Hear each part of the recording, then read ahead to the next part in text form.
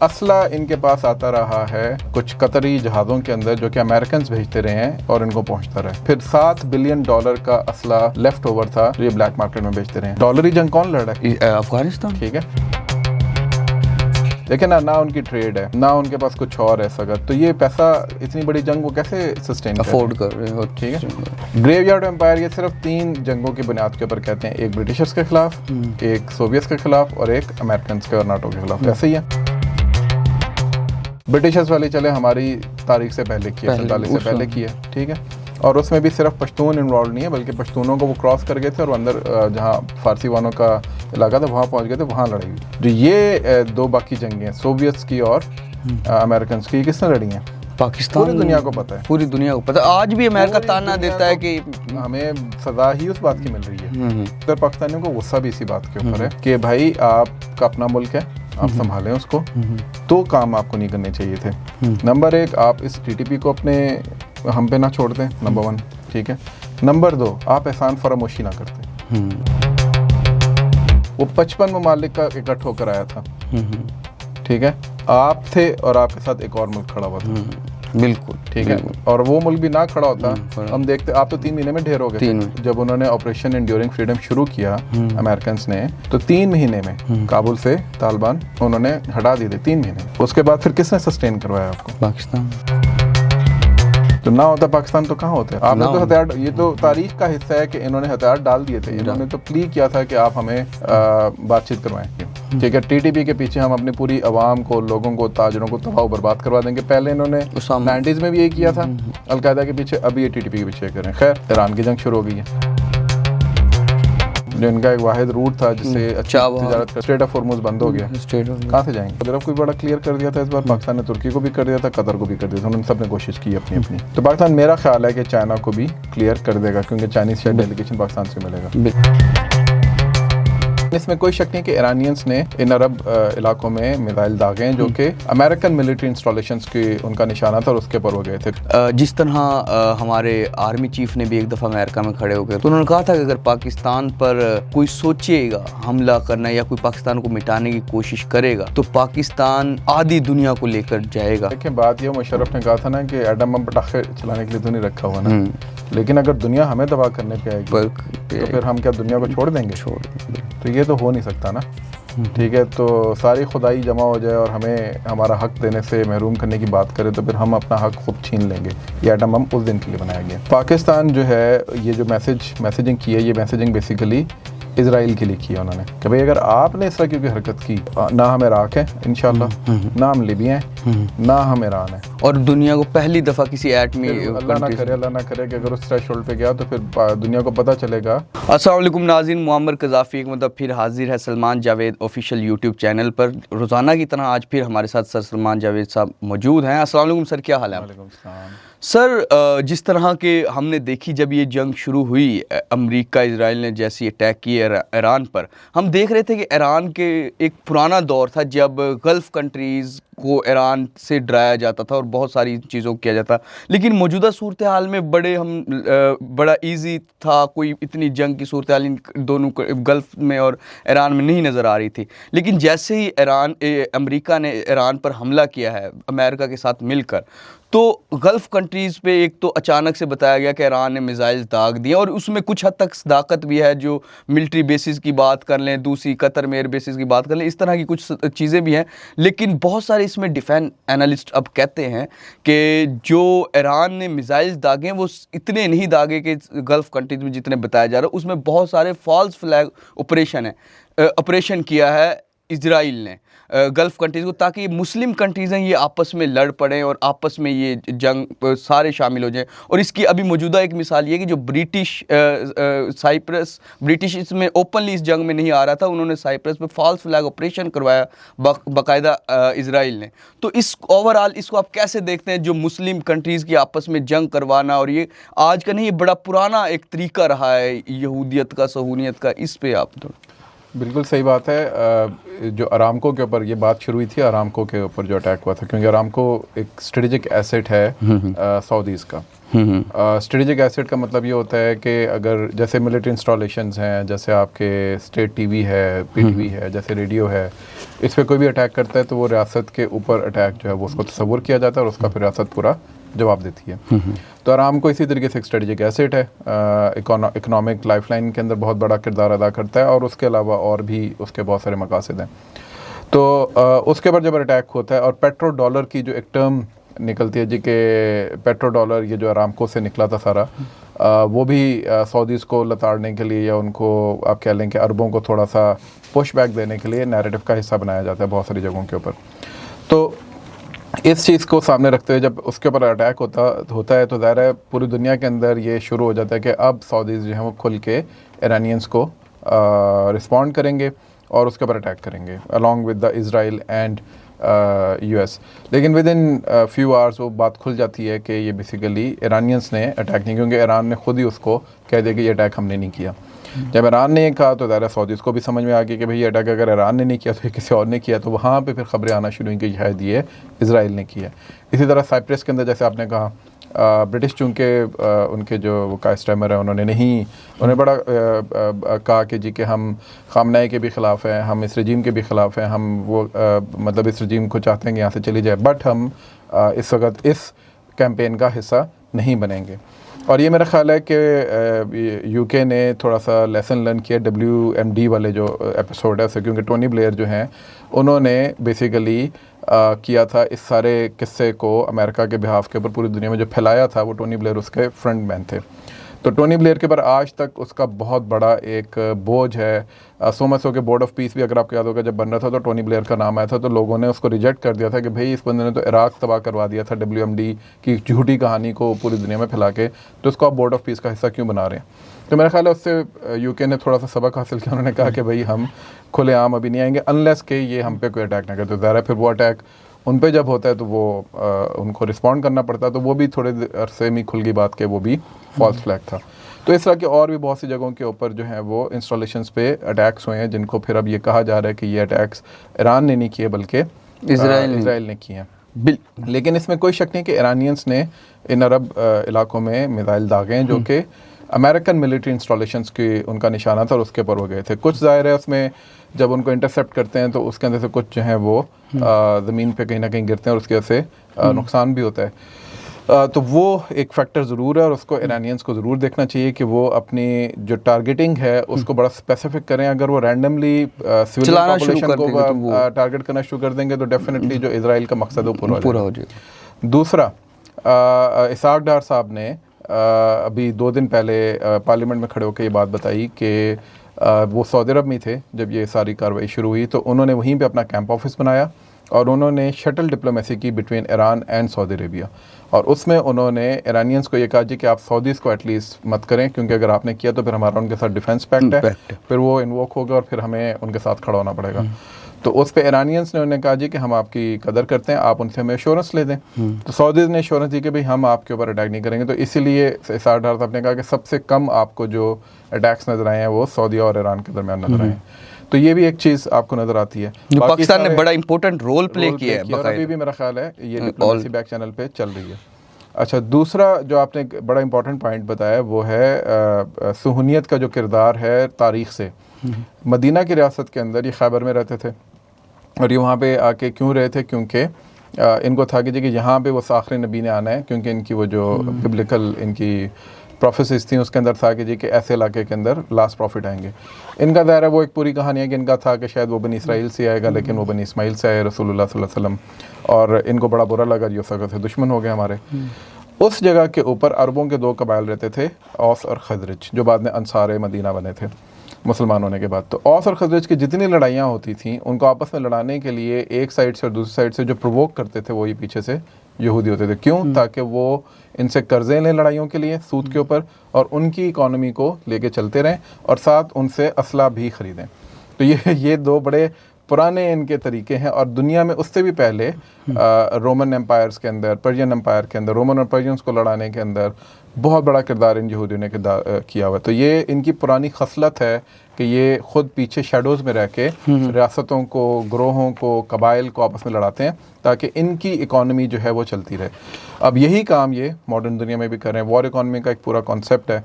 War economy ये होती है कि जितना आप जंगें लड़ेंगे उतना जो असला बनाने वाली फैक्ट्री हैं उनका फ़ायदा होगा।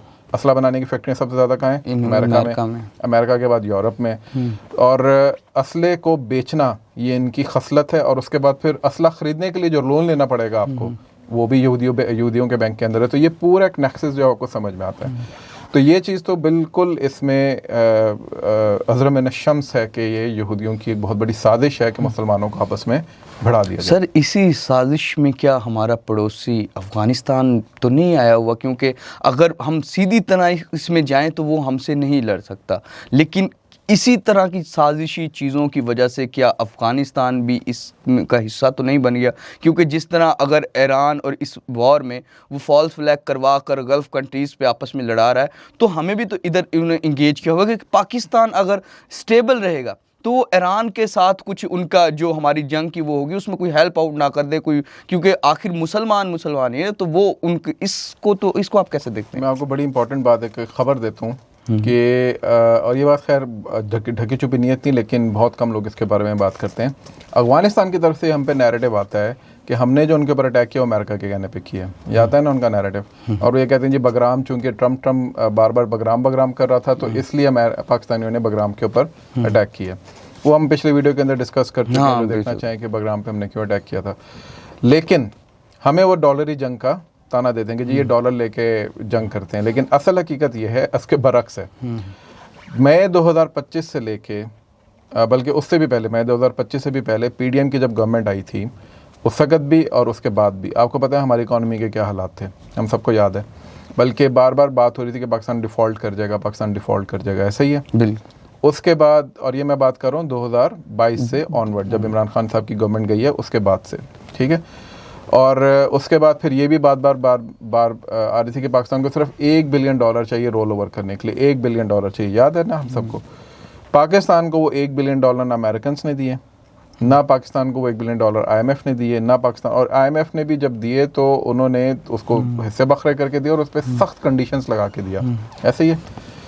तो हमें तो वो, अगर हम इतने ही उनके चहीते हैं और अगर वो हमसे इतना ही काम करा रहे हैं तो इसका तो मतलब ये हुआ कि हम पे तो डॉलर्स की रेल पेल होनी चाहिए थी, ठीक है। वो तो नहीं है, हमें तो उन्होंने बड़ा पकड़ के रखा हुआ है। दूसरी साइड पे अफ़गानिस्तान को जब से तालिबान की हुकूमत आई है, 2021 से, ठीक है, हर महीने $80 मिलियन, कितने? 80 मिलियन अमेरिकन कैश में देते हैं, कैश में, CIA के थ्रू। ये बड़ी, तो ये मोसाद ही पीछे होगी वही, क्योंकि आपने जो आपने मतलब कि आप उसको मोसाद दें, CIA दे रही है ना, CIA दे रही है। जिस अमेरिका को आप ये दावा करते हैं कि आपने यहाँ से लड़के निकाला है, जिस अमेरिका हरा के निकाला है, और जिस अमेरिका को आप बड़े बुलंदबाग दावे करते हैं और पाकिस्तान को उसमें से माइनस कर देते हैं, उसी अमेरिकन सिस्टम से, उसकी CIA से, उसकी हॉस्टाइल एजेंसी से आप $80 मिलियन कैश में, बैंक के थ्रू भी नहीं, कैश में ले रहे हैं, और वो सिर्फ तालिबान के कुछ बड़े लोगों के पास जा रहा है। अब वो कहाँ जाता है, किधर? इसीलिए वो बड़ी एक प्रॉक्सी बनकर इस खित्ते में उनके अमेरिका की प्रॉक्सी बनकर मल्टीप्लाई कर लें आप 2021 से लेकर कितने, ये 3 से 4 बिलियन डॉलर बनता है। पाकिस्तान को $1 बिलियन नहीं मिला। ये इनको सिर्फ $80 मिलियन तो के एवज 2 से 3-4 बिलियन तो सिर्फ CIA ने दिया। उसके अलावा एड अलग आ रही है इनको, $40 मिलियन, $45 मिलियन, वो यूनाइटेड नेशन के थ्रू आ रही है, बिल्कुल, पर वीक, पर मंथ, ठीक है। $120 मिलियन ये बनता था यूनाइटेड नेशन के थ्रू जो आ रहा था, ठीक है। ये तो भी आके ट्रम्प ने उस साइड पे कुछ कटिंग शटिंग यूनाइटेड नेशंस की है तो उनको ज़रा फंड कम हुए, दूसरे वाले अभी तक नहीं बंद हुए। फिर असला इनके पास आता रहा है कुछ कतरी जहाज़ों के अंदर जो कि अमेरिकन भेजते रहे हैं और इनको पहुंचता रहे, ठीक है। फिर $7 बिलियन का असला लेफ़्ट ओवर था जो ये ब्लैक मार्केट में बेचते रहे हैं। तो डॉलरी जंग कौन लड़ रहा है? अफ़गानिस्तान, ठीक है। तो ये वो चीज़ है जो कि लोगों को पता होनी चाहिए और उन लोगों को समझ में आनी चाहिए कि ये बेसिकली देखें ना उनकी ट्रेड है, ना उनके पास कुछ और है सगत, तो ये पैसा, इतनी बड़ी जंग वो कैसे सस्टेन अफोर्ड कर रहे हैं। और ठीक है, पाकिस्तान जैसा मुल्क जिसके पास अभी कोई इस तरह का मसाइल दूसरे हैं, लेकिन ये वाले मसाइल तो नहीं थे कि कोई नई हुकूमत तालिबान जैसे आए थे तो बिल्कुल ही एक रेवोल्यूशन के बाद कोई नई हुकूमत आ रही हो तो बिल्कुल ही गिरा हुआ मुल्क था, ऐसा कुछ भी नहीं था। उसके बावजूद पाकिस्तान लंबी जंग करने के का मुतामिल नहीं हो सकता, हक में भी नहीं और मुतामिल भी नहीं हो सकता, लेकिन अफगानिस्तान कर रहा है, तो इसका मतलब है कि कोई ना कोई तो उसकी इस वॉर इकोनॉमी को सस्टेन कर रहा है ना, तो वो आपके सामने बिल्कुल बड़ी इंपॉर्टेंट बात है। अच्छा, यहाँ पर ही हमारी कुछ सिक्योरिटी सोर्सेज भी कहते हैं कि बहुत सारे, हम तो खुद भी एक टाइम था हम कहते थे कि ये एम्पायर का ग्रेव यार्ड है अफगानिस्तान, लेकिन वो सिक्योरिटी सोर्सेज कहते हैं कि ये ग्रेव यार्ड नहीं, ये प्ले ग्राउंड है एम्पायर्स का, जो जब आता है अपनी मर्जी का ग्राउंड मुंतखब करता है इसको, फिर इसमें जैसे चाहता है वो खेलता है और चले जाता है, और हम इसको एम्पायर का ग्रेव यार्ड करते हैं। ये ग्रेव यार्ड ऑफ एम्पायर्स का जो कॉन्सेप्ट है ना, ये भी एक तरह से हमारे पाकिस्तानी जर्नैलों ने, था तो किसी गोरे का कहना, लेकिन ये बेसिकली पाकिस्तानी जर्नैलों ने इसको ज़्यादा हवा दी और इसको दी, और वो भी अपने मकासद के लिए ज़ाहिर है, सोवियत के साथ हम लड़ रहे थे, तो उस ज़माने में ये ज़्यादा उभरी बात। तो अगर ये ग्रेव यार्ड ऑफ एम्पायर होता, ठीक है, तो मैं एम्बेसी गया था काबुल में, और वहाँ पे जो पाकिस्तानी एम्बेसी है ना, ये उधर की सबसे बड़ी एम्बेसी है, यानी जितनी भी एम्बेसीज वहाँ पे मौजूद हैं उनमें जो सबसे बड़ी एम्बेसी वो हमारे पास है। वो हमने नहीं बनाई, वो ब्रिटिशर्स ने बनाई थी वहाँ पे। वो इतनी बड़ी एम्बेसी है कि उसको जब आप चक्कर लगाना शुरू करते हैं तो आधा दिन निकल जाता है सिर्फ उसको कवर करते करते, इतनी बड़ी है। तो उस एम्बेसी को वहाँ किसने बनाया था? ब्रिटिश, काबुल के अंदर। और उसमें मैं रहा था, मुझे काइंड ऑफ मंसूर अहमद खान साहब हमारे एम्बेसडर थे उस वक्त, उन्होंने मुझे ऊपर अपना गेस्ट हाउस था उनका, वो उसमें रखा। वो जो गेस्ट हाउस था वो वायसराय का कमरा था पुराने ज़माने में, तो मैं उसमें ठहरा था, मैं बालकनी में निकल के काबुल देखा करता था। तो ये, और वो ऐसा शानदार लग्जरी जगह थी कि पता चलता था यहाँ पे बादशाह, वायसराय बादशाह होता था ना इधर का, तो वो काबुल के अंदर रहता था। तो ये जो कहते हैं जी कि हमने एक सिपाही वापस भेजा था, बिल्कुल भेजा था, लेकिन वो पश्तूनों ने नहीं किया था, वहाँ के पश्तूनों ने, वो आगे जो फ़ारसी वान थे उन्होंने लड़ाई की थी और उसके बाद वापस गए थे। और उसके बावजूद जो उधर का बादशाह था वो अच्छा दोस्त था वायसराय हिंद का, वो एक अलग कहानी है, उसको हम अगले किसी वीडियो के अंदर डिस्कस करेंगे। तो ये तो होगी पहली चीज़। उसके अलावा भी एंशंट अगर आप हिस्ट्री उठा के देखें तो एक पूरी टाइम लाइन है कि इसको बाबर ने भी कॉन्कर किया है, इसको साइरस ने भी किया है, इसको और भी बहुत सारे जो पुरानी तहजीबें हैं वो आई और इसको किसी ना किसी तरीके से ऊपर नीचे करती रही हैं। इस्लामी सिविलाइजेशन आई, इसीलिए ये पहले खुरासान था, बाद में ये मॉडर्न डे के अंदर फिर अफगानिस्तान कहलाता है। तो इसीलिए इसको ये कहना जी कि यहाँ पे कभी कोई बाहर से आके रूल नहीं कर सका, इंतहाई एक बेहुदा और तारीख से वाकफियत के ऊपर मबनी बात है। पहली तो ये ग्रेवयार्ड एम्पायर ये सिर्फ 3 जंगों की बुनियाद के ऊपर कहते हैं, एक ब्रिटिशर्स के खिलाफ, एक सोवियत के खिलाफ और एक अमेरिकन के और नाटो के खिलाफ। ऐसे ही है, ब्रिटिशर्स वाली चले हमारी तारीख से पहले किया, 47 से पहले किया, ठीक है, और उसमें भी सिर्फ पश्तून इन्वॉल्व नहीं है, बल्कि पश्तूनों को वो क्रॉस कर गए थे और अंदर जहाँ फारसी वालों का इलाका था वहाँ पहुँच गए थे, वहाँ लड़ाई हुई थी उनकी। जो ये 2 बाकी जंगें हैं, सोवियत्स की और अमेरिकन की, किसने लड़ी हैं? पाकिस्तान। पूरी दुनिया को पता है, पूरी दुनिया को पता है। आज भी अमेरिका ताना देता है कि हमें सजा ही उस बात की मिल रही है, और अभी भी कहते हैं वो, अभी यानी मैं कह रहा हूँ अभी भी वो जो $1 बिलियन वाली हमने बात की है वो क्यों सजा मिल रही है हमें? कि आपने डबल गेम की है अमेरिका के साथ। देखिए ना, ट्रम्प जो है, बाइडन ने तो बदला उतारा, वो तो फ़ोन कॉल ही नहीं करता था इमरान खान साहब को, उसके बाद भी वो जो है उसने कोई भाव नहीं दिया। उसके बाद ट्रम्प साहब आए, वो भी कोई भाव नहीं दे रहे थे। वो तो मई 2025 हो गया, आपने 7, 8, 10, 11 ट्रम्प 11 जहाज गिरा दिए इंडिया, ठीक है, इंडिया के। तो तब उन्होंने कहा कि ओके अच्छा, लेकिन हर जगह तारीफ करने के बावजूद करता है अमल में कुछ खास, फील्ड मार्शल साहब की तारीफ करता है, शहबाज शरीफ साहब की करता है, सब कुछ करता है, लेकिन वो इन्वेस्टमेंट्स लेकर आ रहा है जो कि बिजनेस इन्वेस्टमेंट्स हैं। क्या है? बिजनेस। और वो भी अभी कब आती हैं कब नहीं आती वो तो बात की बात है। उसने अभी तक आपको कोई चैरिटी के लिए कोई चीज़ नहीं दी, बिल्कुल ऐसे, ठीक है। तो इसका मतलब है वो बिजनेस डील कर रहा है ना आपके साथ, वो कोई आपका मोहब्बत तो नहीं करता आपसे। जिस तरह जब वो इधर मौजूद था अफगानिस्तान में, जब इस तरह की ट्रेड और ये चीज़ें होती थी वो। तो मैं वापस उस पॉइंट के ऊपर आऊँगा जो पीछे वाला पॉइंट था कि ग्रेवयार्ड एम्पायर वो उस वक्त बनता है जब आप इस चीज़ को एक्नॉलेज करते हो। पाकिस्तानियों को गुस्सा भी इसी बात के ऊपर है कि भाई आपका अपना मुल्क है, आप संभालें उसको, तो काम आपको नहीं करने चाहिए थे। नंबर 1, आप इस टीटीपी को अपने हम पे ना छोड़ दें, नंबर 1, ठीक है। नंबर 2, आप एहसान फरामोशी ना करते। यानी आपने हमें तो ये ताना मारते हैं कि 9/11 पे वो मुशर्रफ साहब ने यू टर्न ले लिया, ये कर दिया, वो कर दिया। ये नहीं आप देखते कि पूरी फिर बात की जो जंग है वो किसने बैठ के लड़ाई है आपको, किसने आपको फैसिलिटेट किया, किसने आपको जो है वो आपको जगह दी, सारा कुछ किया। ये अब ज़ुबान ज़दे आम चीज़ें हैं, इसमें हमें बात करनी चाहिए। रियासत की अपनी मजबूरियाँ थी, वो नहीं करती, लेकिन आप जो आम आवाम है, एकेडमिक्स हैं, रिसर्चर्स हैं, जर्नलिस्ट हैं, मीडिया के लोग हैं, उनको तो पता है ना सारी हकीकत, तो वो बात करें और इनको इनकी एहसान फरामोशी याद कराएं। या आप हमें एक वाक़े का ताना देते हैं और वो जो 20 साल जंग हमने आपको लड़ाई है, हमने पीछे फैसिलिटेट की है, हम पुश्तिबान बने आपके, उसको आप भूल गए। तो ये 2 काम इनको नहीं करने चाहिए थे, वो दोनों काम इन्होंने किए। तो ग्रेवयार्ड ऑफ एम्पायर सोवियट्स का भी और नाटो और अमेरिकन का भी, और वो भी इनका ग्रेवयार्ड नहीं बना। खैर सोवियट्स का तो आप कह सकते हैं, नाटो का तो वो भी इसलिए आपने लड़ लिया क्योंकि आपके पीछे कोई ना कोई कुव्वत खड़ी थी। तो एक तो ये चीज़ होगी। तो ये मिथ है, इस मिथ को मेरा ख्याल है कि वैसे ही पाकिस्तान देखे ना, वो 55 ममालिक का इकट्ठ होकर आया था, ठीक है।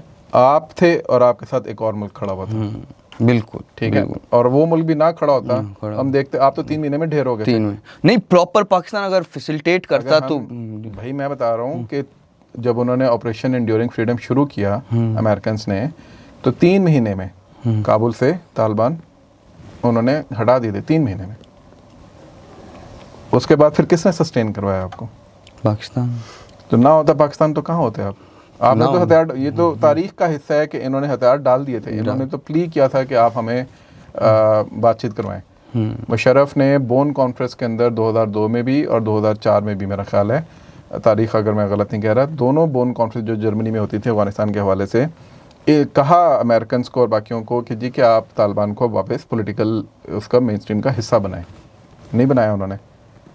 उसके बाद फिर मुशर्रफ ने देखा कि उन्होंने टीटीपी लॉन्च कर दिया वाना वज़ीरिस्तान और सारी जगहों पे, तो फिर मुशर्रफ ने कहा जी कि ठीक है, अब आप जो है वो अपनी लड़ाई आप लड़ें, हम आपको बस हम नज़र उधर कर लेते हैं। ना करता पाकिस्तान नज़र उधर, आप कहाँ जाते? बिल्कुल, ठीक है। तो ये जो चीज़ है, इस चीज़ को हमें बार बार हैमर करना चाहिए, रिएट्रेट करना चाहिए कि पाकिस्तान ने आपको क्या फैसिलिटेशन दी है। अच्छा, 55 ममालिक आए, उन्होंने आप पे हमला किया, पीछे एक मुल्क आपके खड़ा हुआ था अल्लाह के हुक्म से, और अल्लाह ने उसको तौफीक दी कि वो आपके पीछे खड़ा रहा। अभी वो एक अकेला मुल्क गया है अंदर। बिल्कुल, समझ आ गई? एक साइड पे 55 मुल्क थे, एक साइड पे एक अकेला मुल्क है। तो 55 ममालिक तो आपको कुछ नहीं कर सके ना, वो वापस चले गए। ये जो एक अकेला मुल्क है, उसको एग्जैक्टली पता है कहाँ आपकी कौन सी चीज। उसने तो आपको बकायदा चीजें बना के दी, आपको लोकेशन दी, रग रग से वाकिफ, उससे तो नहीं भाग सकते आप उससे छुप भी नहीं सकते। तो आपको ये वो जैसे कहते हैं ना कि किसी ऐसी जगह के ऊपर पंगा लेना ही नहीं चाहिए जहाँ से पता हो कि आगे से बहुत जोर का थप्पड़ पड़ सकता है। बिल्कुल। तो आपने प्रोवोक कर करके कहते हैं ना, चूंटी काट के अब थप्पड़ खाने के लिए अब तैयार हो जाएं। बिल्कुल। तो हम बड़ा बोल नहीं बोलते, अल्लाह माफ़ करे, दो मुसलमानों के दरमियान लड़ाई होनी भी नहीं चाहिए। हम पिछले 5 साल से, उम्र 5 साल बहुत बड़ा अरसा होता है। 5 साल में हमारे यहाँ 3 हुकूमतें ऐसे ही 2 डेढ़ 2-2.5 साल का 5 साल में हमने उनको कह के भाई बाद आ जाए, आप नहीं बाज आए। तो उसके बाद फिर आप कहते हैं जी पाकिस्तान बातचीत नहीं करता, पाकिस्तान जो है वो हमारे साथ बैठता नहीं है। तो ये लोगों को 5 साल का ना अब अरसा यूं गुजर जाता है ना, तो लोगों को समझ में नहीं आती। लेकिन 5 साल रियासतों के लिए जो रोज़ाना अपने शोधा की लाशें उठा रहे हैं, उनके लिए बहुत भारी होती है। बिल्कुल। तो पाकिस्तान तो शुरू में इसलिए इनको कह रहा था, इन्होंने कहा था कि टीटीपी को अभी हम कंट्रोल नहीं कर सकते क्योंकि हमारी रिट नहीं है, हमें थोड़ा टाइम दो। तो 5 साल तो अब बड़ा होता है, तो अगर नहीं करें तो ये तो एक यूज़ करें स्ट्रेटेजिक डेप्थ के तौर पे। 2 साल होता है, 2.5 साल होता है, 3 साल होता है। आप दावा ये करते हैं कि पूरे अफगानिस्तान पे आपका कब्जा है, ये दावा है इनका। आप दावा ये करते हैं जी पूरे पाकिस्तान में हमारी वजह से अमन आ गया, ये दावा है आपका। तो फिर टीटीपी क्यों नहीं होता आपके काबू आ रही? तो या तो आपका दावा झूठा है कि टीटीपी आपके काबू में नहीं है और मुख्तलिफ जगहों पे बैठी है और वहाँ से ऑपरेट कर रही है, या फिर आप टीटीपी को वाकई ही सपोर्ट कर। दोनों में से कोई एक बात है ना? एक बात है, बिल्कुल। तो फिर या तो वो दावा छोड़ दें, तो हम कहेंगे ठीक है यार, फिर आप छोड़ें, हम इनसे खुद डील कर लेते हैं। फिर अफगानिस्तान के ऊपर जब हम अटैक कर रहे हैं तो उसको फिर दिल पे ना लें, हाँ, ठीक है। लेकिन अगर आपने ये दावा किया है कि पूरे अफगानिस्तान पे हमारा ही कब्जा है और कोई हमारे यहाँ मर्जी के बगैर तो फिर कंट्रोल पर भी नहीं मार सकती, तो फिर हमारा मौक़िफ़ ये है कि फिर आप शेल्टर करें। आप शेल्टर करें। तो जब आप शेल्टर कर रहे हैं तो फिर निशाना भी आप ही बनेंगे। बिल्कुल। अच्छा सर, बड़ी इंपॉर्टेंट चीज़ है दुनिया में, इकॉनमी के बगैर कंट्री सस्टेनेबल नहीं करते, प्रॉक्सीज बन जाती, बहुत सारी चीज़ें होती हैं। अगर अफ़गानिस्तान में जिस तरह मौजूदा सूरत हाल है, ठीक है, उनको एक चैरिटी के तौर पर IMF और मुख्तलिफ जगह से अमेरिका भी दे रहा है, CIA जो भी दे रहे हैं, उसके बावजूद उनकी जो अपनी ट्रेड है वो अब कहाँ खड़ी, क्योंकि पाकिस्तान के ज़रिए जो ट्रेड वो करते थे वो तो बंद हो गई है। फिर उनका कहना था कि हम चाबहार से कर लेंगे, ईरान से, लेकिन अब वो भी बंद हो गई है, इंडिया वाला मामला और ये वो सब तमाम मामला होने की वजह से। तो अब अफ़गानिस्तान की ट्रेड और ये सारी ये कहाँ खड़ी है और क्या इसको कैसे देखते हैं? पाकिस्तान इनका सबसे बड़ा ट्रेड पार्टनर था, ठीक है, जिसको इनकी पिछली रजीम्स भी ख़राब करती रही और इस रजीम ने भी बेड़ा गर्क किया। और पाकिस्तान जब ये वाली रजीम आई है, मैं इसका आपको एक छोटा सा एक हवाला दे देता हूँ। जब ये लोग आए, इनके ऊपर सैंक्शंस लग गए, ये दुनिया के साथ कोई तिजारत नहीं कर सकते थे, बैंकिंग ट्रांजैक्शंस इनकी बंद हो गई हुई थी, अभी भी हैं, यानी इनका सांस बंद करने की तैयारी कर ली थी बाहर से, लेकिन दूसरी साइड से इनको $80 मिलियन भी मिल रहे थे और $40 मिलियन भी मिल रहे थे, वो एक अलग चीज़ है। तो इनके लोगों को तबाह करने का पूरा प्लान था, लोगों को, तालिबान को नहीं, लोगों को तबाह करने का पूरा प्लान था। पाकिस्तान ने क्या किया कि यार इनके लोग सफ़र ना करें, पहले तो 4.5 लाख रेफ्यूजी दोबारा लिए इस 2021 के बाद, 4.5 से 5 लाख, ठीक है, 40 लाख पहले ही थे हमारे पास। कई मुल्कों की तो इतनी टोटल पॉपुलेशन होती है, पहले 40-45 लाख पहले बैठे हुए थे, 4-5 लाख और ले लिए, ठीक है, पाकिस्तान ने चूं नहीं की। दूसरा, पाकिस्तान के पास इनके साथ खुले हुए थे टोटल 2 से 3 पासेस, तुरखम, चमन और एक अंगूर अड्डा, आई थिंक। पाकिस्तान ने इनके साथ फिर 3 और पासेस खोले, ठीक है, कि इनकी ट्रेड हमारी तरफ ज़्यादा बढ़े, ये बाहर भेजें चीज़ें और इनको ब्रीदिंग स्पेस मिले। तो ट्रांजिट ट्रेड के जरिए इन्होंने पैसे कमाना शुरू किया और इनके ताजरों को भी थोड़ा सा ब्रीदिंग स्पेस मिला। तारीख़ में पहली दफ़ा 2022 का जो इनका बजट आया और जो फिगर्स आए, तारीख़ में पहली दफ़ा जो ट्रेड का टिल्ट है वो अफ़गानिस्तान की तरफ ज़्यादा हो गया एक्सपोर्ट्स का पाकिस्तान की तरफ, यानी पाकिस्तान ने इनको इतना फैसिलिटेट किया यार तुम इधर से हमारी साइड से ले लो, ठीक है, वरना हमेशा पाकिस्तान के एक्सपोर्ट्स ज़्यादा होती थी, ठीक है।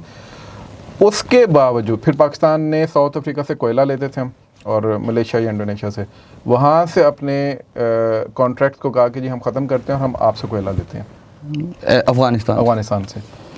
इनके एक वज़ीर साहब, हमारे प्राइम मिनिस्टर साहब ने एक थोड़ी सी उस वक़्त एक मैं कहूँगा कि एक बेवकूफ़ी वाली बात कर दी और उन्होंने एक ट्वीट कर दी जिसके अंदर उन्होंने कहा जी कि हमें बड़े सस्ते दामों अफ़गानिस्तान से कोयला मिल रहा है। उन्होंने बेसिकली अपने पॉलिटिकल पॉइंट स्कोरिंग के लिए की थी, लेकिन वो गले पड़ गई। अच्छा, उस पर इन्होंने इतना इशू बनाया है कि इन्होंने जिस रेट पे हमें कोयला दे रहे थे उससे डबल रेट पे कर दिया, बल्कि ट्रिपल रेट पे कर दिया। पाकिस्तान ने कहा यार फिर हमें क्या फ़ायदा, अगर आपने हमें इस रेट पे देना हो तो हमें साउथ अफ्रीका से इससे सस्ता मिल। पाकिस्तान वापस साउथ अफ्रीका चला गया। पाकिस्तान ने इनके साथ 5 बड़े मुआहदे शुरू करवाने की बात की। टापी, उज़्बेकिस्तान, जो ट्रांस अफ़गान रेलवे नेटवर्क जो उज़्बेकिस्तान से शुरू होना था, पेशावर आना था।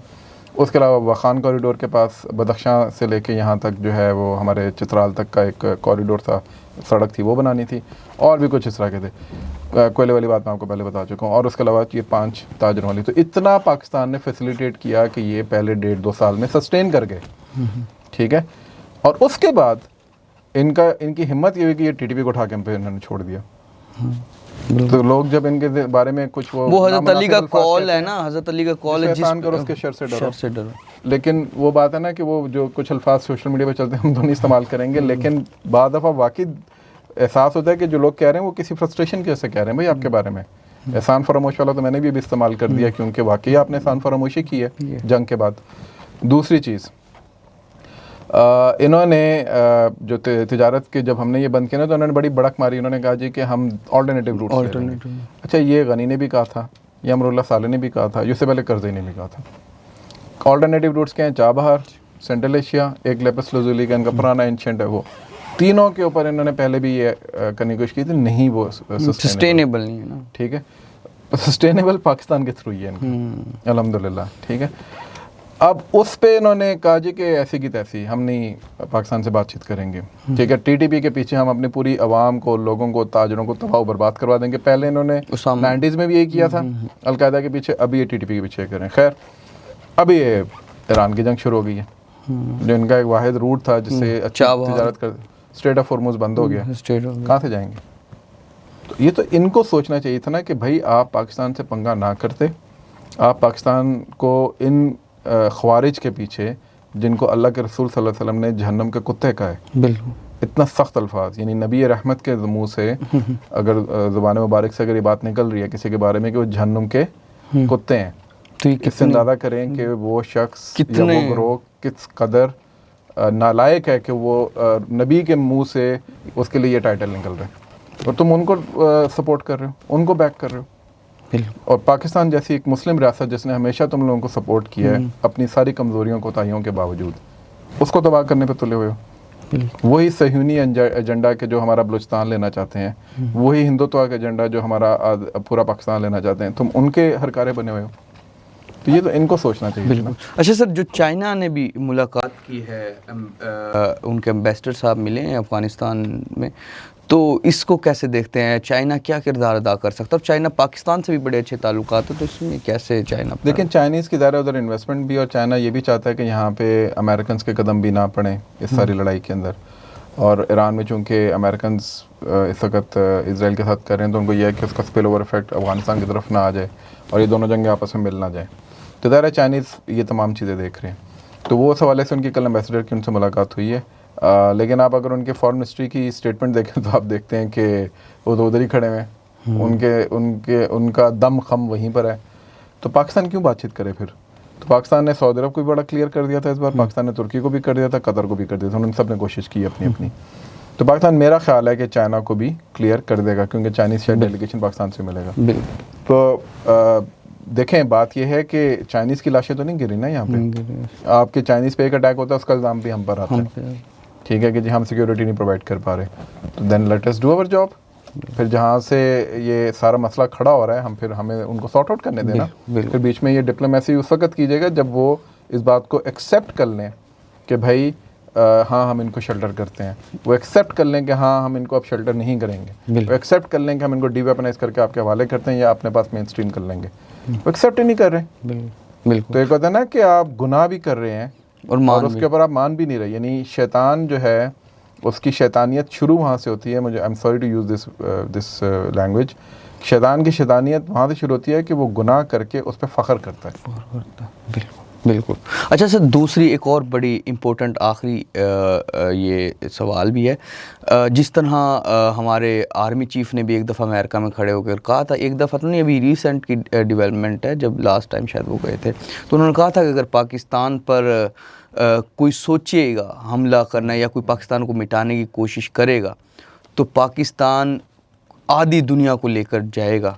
और इसी के साथ साथ हम देखें DGISPR ने भी इसी तरह का बयान दिया, ख्वाजा आसिफ ने भी यही कहा कि अगर हमारी मौजूदगी को ख़तरा हुआ तो हम फिर इसमें बहुत पूरी दुनिया को ख़तरा होगा। इस सब देखें, बात यह मुशर्रफ ने कहा था ना कि एटम बम पटाखे चलाने के लिए तो नहीं रखा हुआ ना, ठीक है, उसको चलाना नहीं चाहिए, ये तो पहला एक मौक़िफ़ है।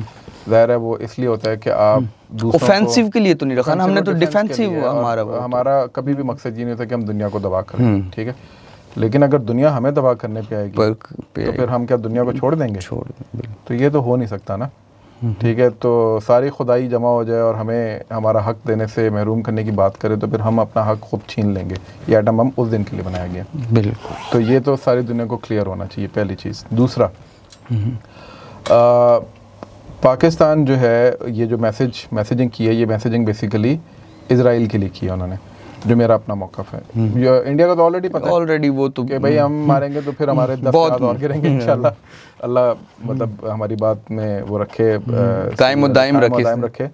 लेकिन इजराइल जो है उसने जो बलूचिस्तान वाला टंटना छोड़ा है, उसने ये जो अफगानिस्तान के अंदर जो अपने पंजे गाड़ना शुरू किए हैं, उसने जो मैसेजिंग की है नेतन्याहू के ज़रिए और अपने साबका प्राइम मिनिस्टर के ज़रिए, वो जो अपने ट्विटर अकाउंट्स के ज़रिए शहबाज शरीफ को कोट करके उसको लताड़ने की कोशिश कर रहा है, ठीक है, ऑफिशियल अकाउंट्स में से।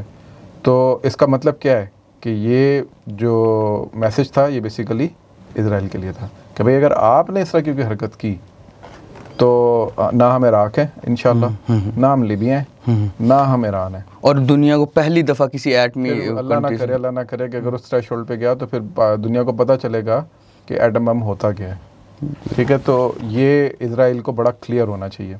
तो मेरा ख्याल है वो थोड़ा सा इसलिए भी रिस्ट्रेन करते हैं पाकिस्तान पे खुल के आने से, तो वो ये प्रॉक्सीज के ज़रिए फिर वो पाकिस्तान को कमज़ोर करने को। जी तो नाज़रीन, जिस तरह के मौजूदा जितनी भी डेवलपमेंट थी, वो चाहे फॉल्स फ्लैग ऑपरेशन हो इसराइल का गल्फ़ कंट्रीज़ में, ईरान में, इस हवाले से, और जो अफ़गानिस्तान के मामलात में जितनी भी चीज़ें चल रही हैं मौजूदा सूरत हाल, उन सब पे सलमान जावेद ने बड़ा डीप एनालिसिस दिया है। होप्स हो कि आपको ये पूरे जो जितने भी एनालिसिस हैं पसंद आए। फ़िलहाल के लिए नाज़रीन, मुअम्मर क़ज़ाफ़ी को और सलमान जावेद साहब को इजाज़त दीजिए। खुदा हाफ़िज़।